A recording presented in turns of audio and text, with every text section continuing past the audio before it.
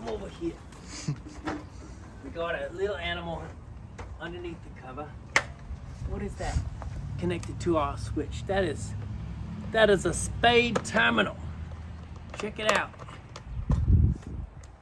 And that's a switch you might want to use with a connector that's lost its insulation and another one that still has its insulation. Crikey.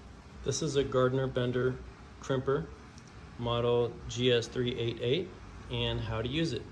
We use these for crimping spade terminals, or what you call this quick disconnect.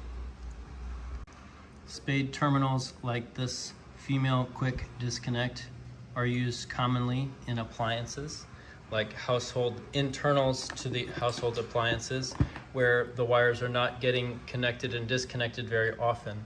And they're frequently used in alternating current applications. So you'll find lots of components off the shelf that have the spade for the quick disconnect to be compatible with.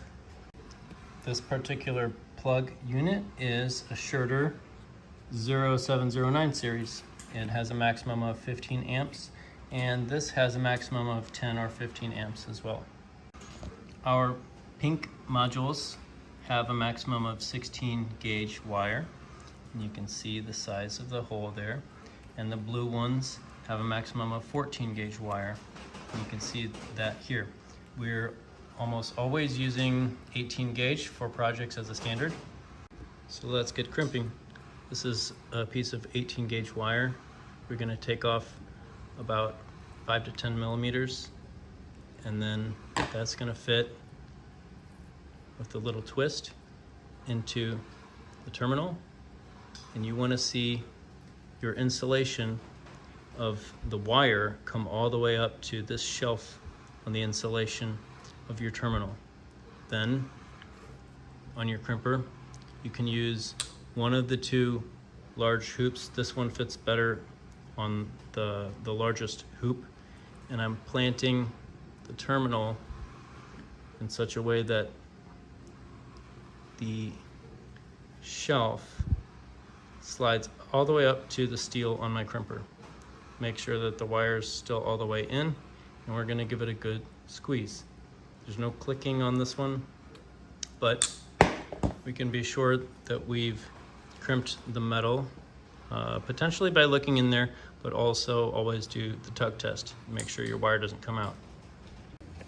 I bought these blue terminals not for using up to a 14 gauge wire, actually, but for the type of junctions where you may need two wires of 18 gauge, both crimped in there together. Now, 18 gauge will support up to 16 amps. So if you're pulling more than 16 amps through your wire, you may need to rethink your project design, rethink your voltages, and look at everything else. So you can combine two wires, 18 gauge, and they will fit in here nicely. And there you go. You can use the same die on your crimper. You can set it in there and crimp.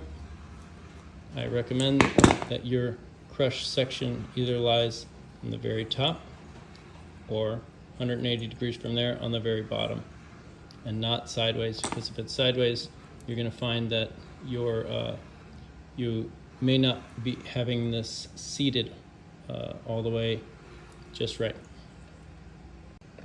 Lastly, other types of terminals that you might use this crimper for look like this. What they have in common is they're typically pre-insulated so that you don't need to use any heat shrink.